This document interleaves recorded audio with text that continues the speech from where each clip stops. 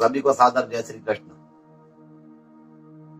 ईश्वर आपको सभी को स्वस्थ रखे, व्यस्त रखे और मस्त रखे। गोपाष्टमी, गोपाष्टमी का महत्व और गोपाष्टमी की छोटी सी एक कथा आपको मैं प्रेषित करता हूं। आनंद लीजिए प्रभु के गोचारण का। आज के दिन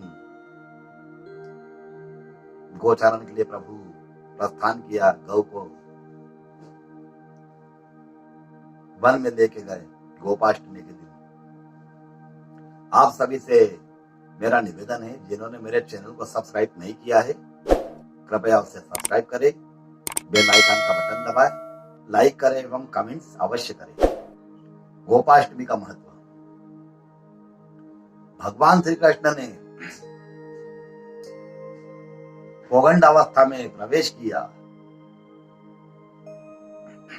पौगंड अवस्था अर्थात छठे वर्ष में, 5 वर्ष पार करके छठे वर्ष में प्रवेश किया। एक दिन भगवान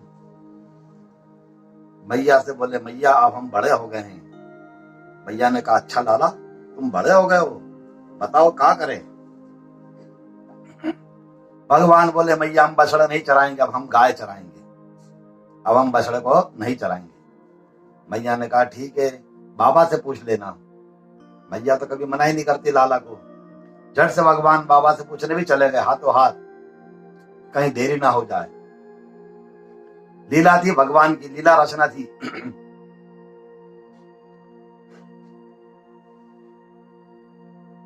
बाबा ने कहा, लाला तुम अभी बहुत छोटे हो, अभी बछड़े ही चराओ। भगवान बोले, बाबा मैं तो गाय चराऊंगा। जब लाला नहीं माने, हट पे आ गए।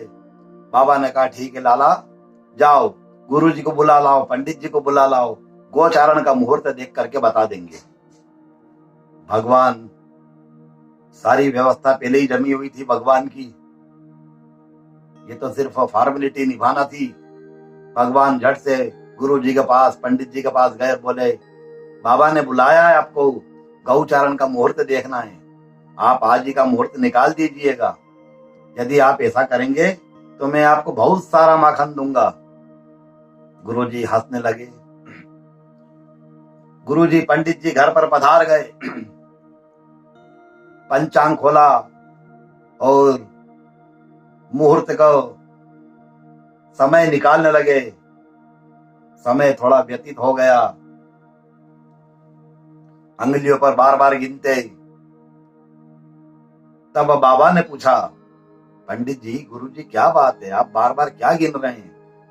तब गुरुजी ने कहा, क्या बताए नंद बाबा, केवल आज ही का मुहूर्त निकल रहा है, इसके बाद तो 1 वर्ष तक कोई मुहूर्त है ही नहीं। 1 वर्ष तक कोई मुहूर्त ही नहीं है।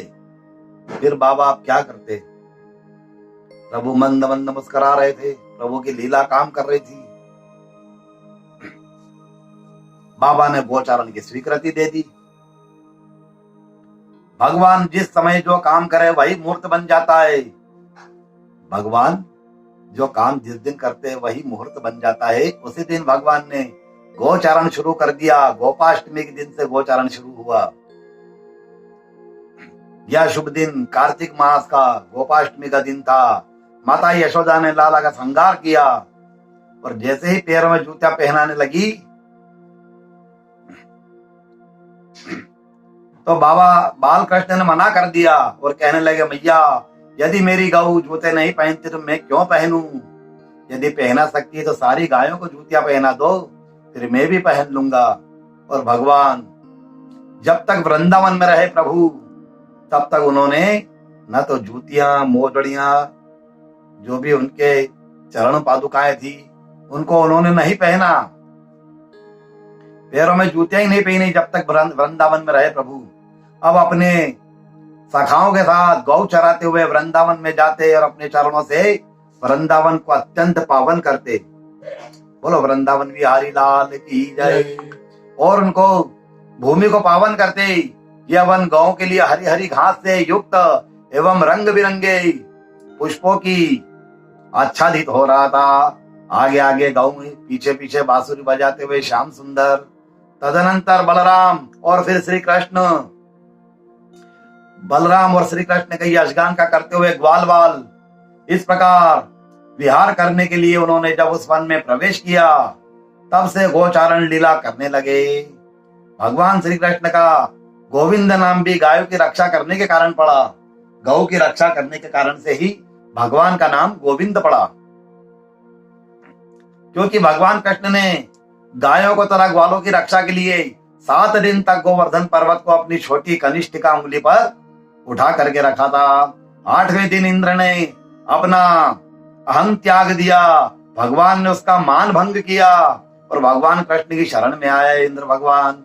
उसके बाद कामधेनु ने भगवान कृष्ण का अभिषेक किया और इंद्र ने भगवान को गोविंद कह करके संबोधित किया। वहीं से फिर प्रभु का गोविंद नाम पड़ा और उसी दिन से उनको इसी नाम से पुकारे जाने लगा। इसी दिन से अष्टमी के दिन गोपाष्टमी का पर्व मनाया जाने लगा। गो ही सबकी माता है। भगवान श्री कृष्ण भी गौ का पूजन करते थे। सारे देवी देवताओं का वास गौ में होता है और जो गौ की सेवा करता है उसकी सारी मनोकामनाएं पूर्ण हो जाती है। तीर्थों में स्नान दान करने से, ब्राह्मण को भोजन कराने से, व्रत उद्यापन करने से, उपवास करने से, जप तप करने से, हवन यज्ञ करने से जो पुण्य मिलता है, वही पुण्य गौ को हरी हरी घास खिलाने, गौ को चारा देने से पुण्य प्राप्त हो जाता है। तो गोपाष्टमी के दिन प्रभु ने गौचारण किया था। आप सभी से पुनः निवेदन करूंगा, जिन्होंने मेरे चैनल को सब्सक्राइब नहीं किया है कृपया वे सब्सक्राइब करें, बेल आइकन का बटन दबाएं और लाइक और कमेंट्स अवश्य करें। सभी स्वस्थ रहो, व्यस्त रहो, मस्त रहो। सभी को सादर जय श्री कृष्ण। जय श्री कृष्ण।